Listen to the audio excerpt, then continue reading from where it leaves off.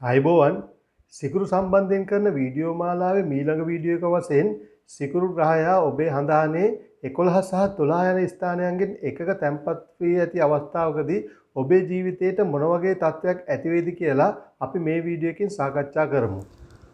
අප විසින් කලින් කරන ලද වීඩියෝ වලින් ඔබේ හඳහනේ පළවෙනි භාවයේ සිට 10 වෙනි භාවය දක්වා සිකුරු ග්‍රහයා තැන්පත් වෙලා සිටින අවස්ථාවන් වලදී ඔබේ ජීවිතයේ ආදරය, අලංකාරය, ආශාව සහ සතුට පිළිබඳව වෙනස් ආකාරයෙන් කටයුතු කරන බව, ඒ කියන්නේ වෙනස් ආකාරයෙන් ඒවට බලපෑම් කරන බව සාකච්ඡා කළා.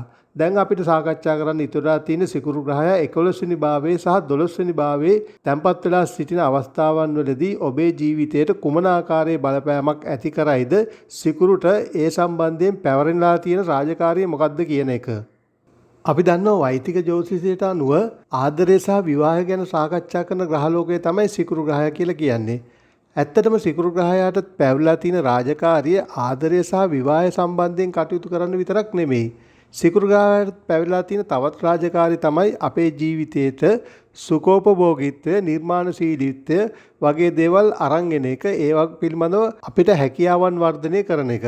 ඒ කියන්නේ අපේ ජීවිතේ සුඛෝපභෝගීව ගෙවන්න පුළුවන්ද නැද්ද කියන එක ගොඩක් වෙලාවට තීරණය කරන්නේ මෙන්න මේ සිකුරුගේ බලපෑම මත. ඒ වගේම අපේ වටපිටාව පිළිබඳව, සමගිය පිළිබඳව, සෙනෙහස පිළිබඳව, ඒ කියන්නේ අපේ කතාවේ මිහිරි බව පිළිබඳව වගේ දේවල් උනත් පාලනය කරන්නේ සිකුරු ග්‍රහයා විසින්. ඉතින් මෙන්න මේ කියපු සිකුරු ග්‍රහයා 11 වෙනි භාවයේ හරි 12 වෙනි භාවයේ හරි ඔබේ හඳානේ තැන්පත් වෙලා තිනවා නම් විවිධාකාරයෙන් තමයි බලපෑම් ඇති කරවන්නේ. අපි මෙතෙන් සිට බලමු සිකුරු ග්‍රහයා ඒ භාවයන් වල තැන්පත් වුණාට පස්සේ ඔබේ ජීවිතයට ඇති කරවන්න පුළුවන් බලපෑම් මොනවද කියලා. අපි මුලින්ම විමසලා බලමු සිකුරු ග්‍රහයා ඔබේ හඳහනේ 11 වෙනි භාවයේ තැන්පත් වෙලා තිනවා නම් ඔබට මොන වගේ තත්ත්වයන් වලට මුහුණ පාන්න සිදු වේවිද කියලා. අපි දන්නවා 11 වෙනි භාවය කියලා කියන්නේ ලාභස්ථානය. ඒ වගේම ආශාවන් සම්බන්ධයෙන්, මිත්‍රත්වයේ සම්බන්ධයෙන්, ඒ වගේම සමාජ ජාල, සමාජ සම්බන්ධතා වගේ දේවල් සම්බන්ධයෙන්ද කටයුතු කරන්නේ මෙන්න මේ 11 වෙනි භාවයේම තමයි. මෙන්න මේ කියන 11 වෙනි භාවයට සිකුරු ග්‍රහයා තැන්පත් වුණාට පස්සේ ඔබට විශිෂ්ට ප්‍රතිඵල අත් වෙනවා දැක ගන්න පුළුවන්. මෙන්න මේ 11 වෙනි භාවයේ සිකුරු තැන්පත් වෙලා සිටින පුද්ගලයන්ගෙන් දැක ගන්න පුළුවන් සුවිශේෂී ලක්ෂණයක් තමයි ඔවුන් බොහෝ වෙලාවට ප්‍රියමනාප පුද්ගලයන් වශයෙන් හඳුනා ගන්න පුළුවන්. ඒක නිසා ඔවුන්ට විශාල සමාජ සම්බන්ධතා ගොඩනගා ගන්න ඉතාමත් පහසු වෙනවා. ඔවුන්ට වැඩි යාළුවෝ පිරිසක් ඉන්නවා. ඔවුන්ගේ ප්‍රියමනාප භාවය නිසා පුද්ගලයන් අතර ඔහු ආකර්ශනීය පුද්ගලයෙක් බවට පත් වෙනවා. මෙන්න මේ ආකර්ශනීය භාවය නිසා ඔහුට සමාජ සම්බන්ධතා හරහා ධනෙ උපයා ගන්නත් වැඩි හැකියාවක් තියෙනවා. මෙන්න මේ 11 වෙනි භාවයේ සිකුරු යහපත් ආකාරයෙන් ස්ථානගත වෙලා තියෙනවා නම් මෙම් පුද්ගලයන්ට ඔවුන්ගේ ආශාවන් පහසුවෙන් ඉටු කරගන්න හැකියාවක් ලැබෙනවා. ඔවුන්ට මුදල්, තත්ත්වය, සුඛෝපභෝගීත්වය වගේ දේවල් වැඩි කරදරයකින් තොරව ලබා ගන්න හැකියාවක් ලැබෙනවා. මෙන්න මේ 11 වෙනි භාවයේ සිකුරු ග්‍රහයා තැන්පත් වෙලා සිටින පුද්ගලයන් බොහෝ විට තමන්ගේ ආදර සම්බන්ධතා මිත්‍රයන්ගෙන් මාර්ගෙන් හෝ සමාජ ජාල, සමාජ සම්බන්ධතා හරහා ගොඩනගා ගන්න වැඩි හැකියාවක් තියෙනවා. ඒ වගේම කලාකරුවන්, සංගීතඥයන්, විලාසිතා ක්ෂේත්‍රයට සම්බන්ධ පුද්ගලයන් වගේ පුද්ගලයන් වැඩි වශයෙන්ම මෙන්න මේ සිකුරු ග්‍රහයා 11 වෙනි භාවයේ තැන්පත් වෙලා සිටින පුද්ගලයන්ගෙන් සමන්විත වන බව අපිට හඳුනා ගන්නත් පුළුවන්. සිකුරු ග්‍රහයා 11 වෙනි භාවයේ පීඩාවට පත් වෙලා සිටියොත් මෙම පුද්ගලයන් අන් අය මත යැපෙන පුද්ගලයන් බවට පත් වෙන්න පුළුවන්. ඒක නිසා ඒ පිළිබඳවත් අවධානය යොමු කරන්න කියලා අපි ඔබට මතක් කරලා සිටිනවා. මීළඟට අපි සිකුරු ග්‍රහයා 12 වෙනි භාවයේ තැන්පත් වුණාට පස්සේ ඔබට ඇති වෙන්න පුළුවන් තත්ත්වයන් මොනවද කියලා සාකච්ඡා කරමු. අපි දන්නවා 12 වෙනි භාවය කියලා කියන්නේ ව්‍යයස්ථානය.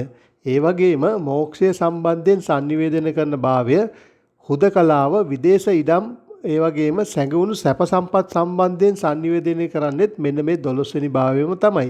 මේ කියන 12 වෙනි භාවයට ආදරය, විවාහය, සුඛෝපභෝගීත්වය වගේ දේවල් පැවරලා තියෙන ග්‍රහයාවන සිකුරු ග්‍රහයා තැන්පත් වුණාට පස්සේ ඔබේ ජීවිතයට බලපෑම් ඇති කරවන්න පුළුවන්. ඒවා නම් මේ පුද්ගලයන් බොහෝ විට කලාත්මක සීන, මනස්කල්පිත ආකර්ෂණයක් සහිත ද්‍රව්‍යමය ලෝකෙන් ඔබට දැනෙන ආදරයක් අපේක්ෂා කරන්න පුළුවන්. ඒ කියන්නේ මේ පුද්ගලයන් බොහෝ වෙලාවට කාමුක හැඟීම් වලින් පරිබාහිර වූ ආධ්‍යාත්මික ලෝකෝත්තර ආදරයක් බවට තමන්ගේ ආදරය පත් කරගන්න හැකියාවක් තියෙනවා.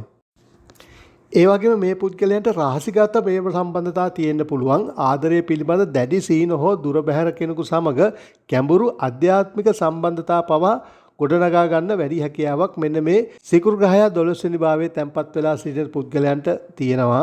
ඒ වගේම මේ පුද්ගලයන්ට විදේශීය රටවල සිටින පුද්ගලයන් සමග ආදර හෝ සමීප සම්බන්ධතා ගොඩනගා ගැනීමේ වැඩි දක්ෂතාවයක් තියෙනවා. අනිත් කාරණය තමයි මේ පුද්ගලයන්ගේ සුපෝගභෝගීත්වය හෝ ආදරය සම්බන්ධයෙන් කරුණු කාරණා නිසි ලෙස කළමනාකරණය කර ගැනීමට අපොහසත් වුවහොත් ඒ තුළින් ඔවුන්ට මූල්‍යමය පාඩු අත්විඳින්න සිදුවෙන්න පුළුවන්. ඒක නිසා ඒ පිළිබඳවත් අවධානය යොමු කරන්න කියලා අපි ඔබට මතක් කර සිටිනවා. මෙන්න මේ ග්‍රහපීඨීම සංගීතඥයන් කලාකරුවන් සහ ගුප්ත විද්‍යාඥයන් වගේ කට්ටියට යහපත් ග්‍රහපීඨීමක් වෙනවා. ඔවුන්ගේ නිර්මාණශීලීත්වය බොහෝ විට තනිකම වගේ දේවල් තේමා කරගෙන සිදුවෙන්න පුළුවන්. සිකුරු ග්‍රහයා ඔබේ හඳානේ 11 වෙනි භාවයේ හෝ 12 වෙනි භාවයේ තැන්පත් වෙලා සිටින අවස්ථාවන්හිදී සිදුවෙන්න පුළුවන් තත්වයන්ගෙන් ඉතාමත් සීමිත කරුණු කාරණා කීපයක් තමයි අපි මෙන්න මේ කෙටි වීඩියෝ එකෙන් ඔබට ඉදිරිපත් කළේ. මේ වීඩියෝ එක අවසානයේ තෙක් නැරඹුවාට ඔබට බොහොම ස්තුතියි. ඊළඟ වීඩියෝ එකකින් නැවතත් හමු වෙමු. ස්තුතියි.